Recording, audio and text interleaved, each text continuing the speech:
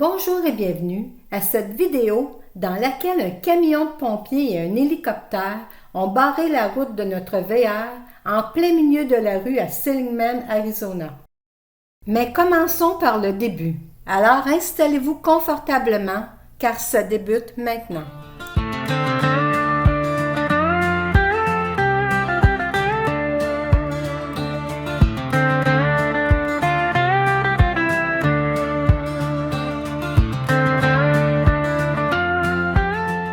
Seligman, dans le nord de l'Arizona, a inspiré les créateurs chez Pixar dans la création de la ville fictive Radiator Springs dans le film d'animation de Cars. Dans les faits, cette ville imaginaire est une composition de plusieurs villes le long de la route 66, incluant d'autres comme Peach Springs et Tucumcari. Dans le réel, c'est une petite ville rétro où est née la première association de préservation de la Mother Road. Vendredi 14 mars, on est présentement à Seligman sur la route 66. On se dirige vers un autre emplacement.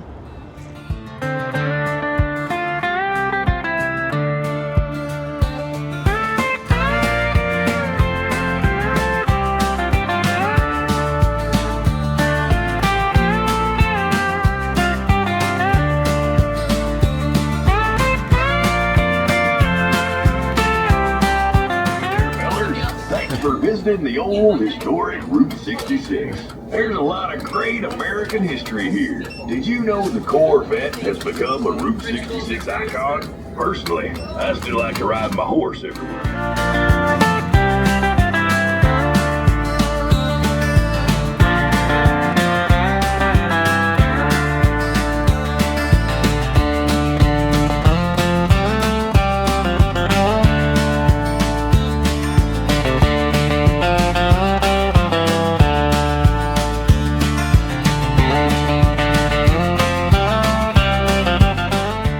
Présentement à la recherche de ma nouvelle étampe dans mon passeport Arizona route 66. Fait que ça doit être dans ce coin-ci, on se dirige vers là.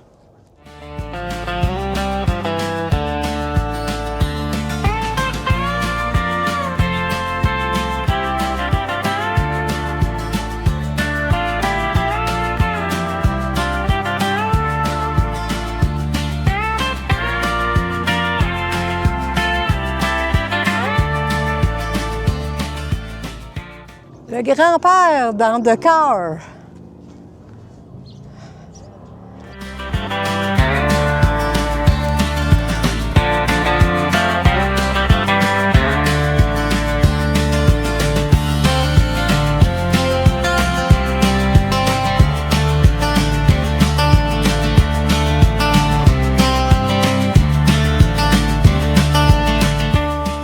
Lui, je sais pas ce qui est arrivé, il s'est fait péter un œil.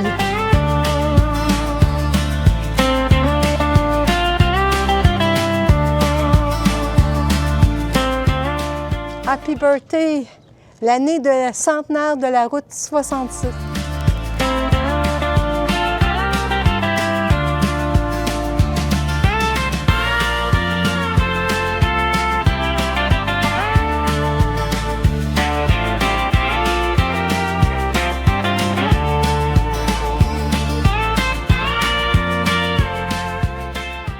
Non, il est rendu l'heure du dîner, fait qu'on est en route pour trouver un endroit où manger.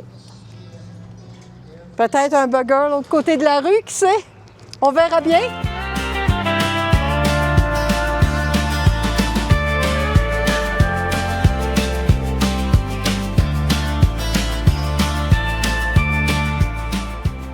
Del Gadillo Snowcap, c'est un resto historique emblématique incontournable, fondé en 1953 par Juan Del Gadillo, reconnu pour ses décors kitsch et ses farces hilarantes que le personnel inflige aux clients.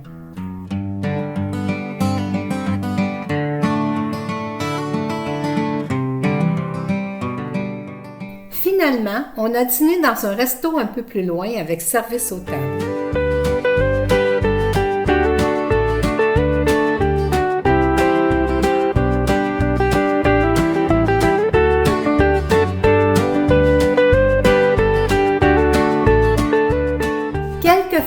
locaux du Roadkill Café et de son Hockey Saloon.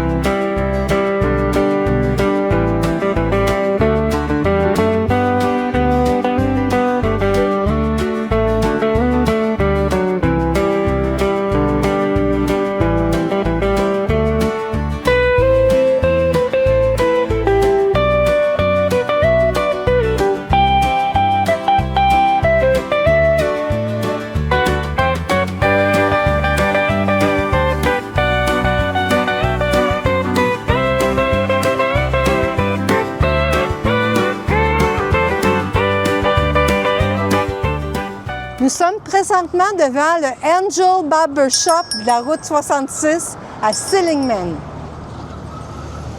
On va rentrer à l'intérieur. Angel Delgadillo est le barbier de la place depuis plus de 70 ans. Sa femme Wilma et lui ont ouvert la première boutique souvenir pour garder cette ville bien vivante en 1987. Avec son frère Juan, qui détient le casse-croûte Delgadillo Snowcap, ils ont mené le combat pour faire classer la route 66 comme route historique. Un beau jour, un producteur de films rencontra Angel le barbier pour connaître l'histoire des petites villes délaissées pour l'autoroute 40. Suite à son récit, l'homme d'Hollywood a produit le film Cars d'animation en 2006 qui raconte le récit des villes abandonnées et il appela Seligman Radiator Springs. Après le succès en salle, la route 66 a eu un regain de vie.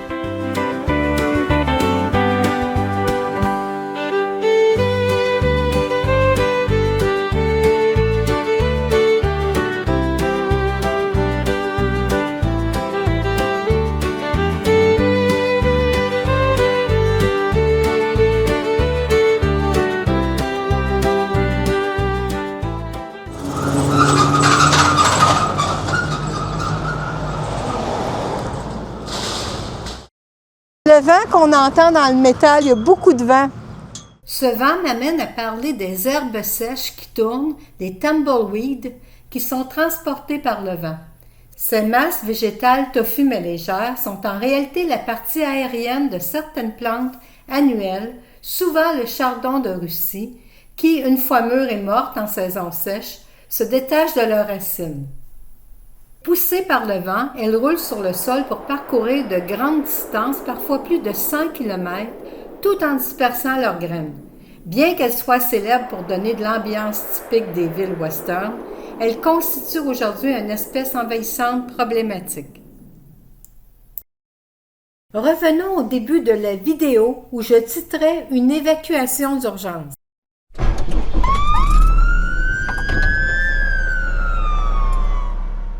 Au moment où l'on s'apprêtait à quitter Seligman pour une autre destination, un camion de pompiers bloque la route. Un hélicoptère se pose et ils évacuent un homme terrassé par une crise cardiaque vers l'hôpital la plus proche.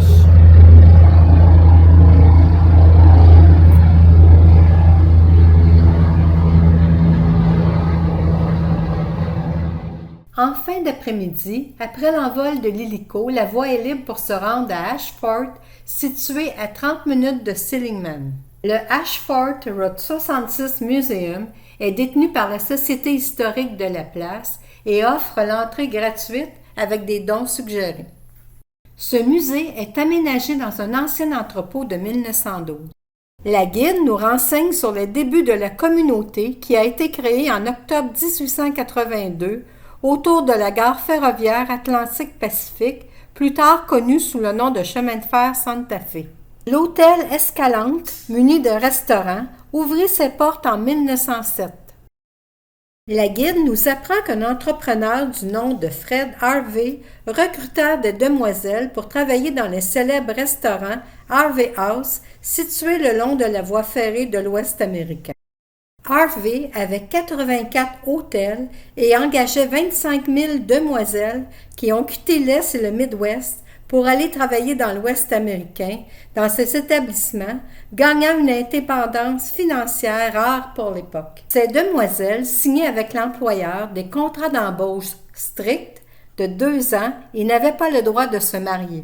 Fait étonnant, à la fin de leur contrat, c'est lui, Fred Harvey, qui payait la noce si elle voulait se marier.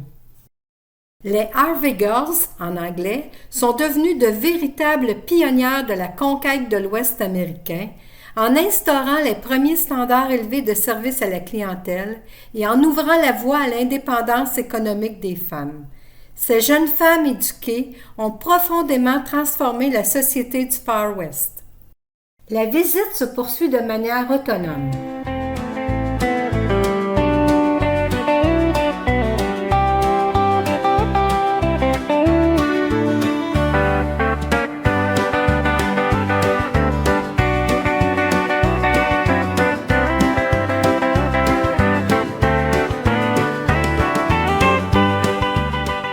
À la hauteur de ce modèle d'auto vintage, la guide s'approche de nous et nous offre de prendre place à l'intérieur pour croquer cette photo souvenir.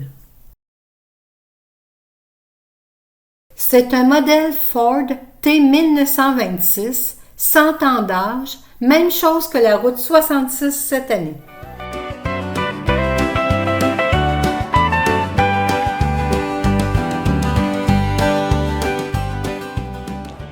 On vient de visiter le musée de Ashford. On fait la petite promenade ici, voir ce qui est écrit sur les pierres, parce que c'est un endroit où il y avait un hôtel avec une gare.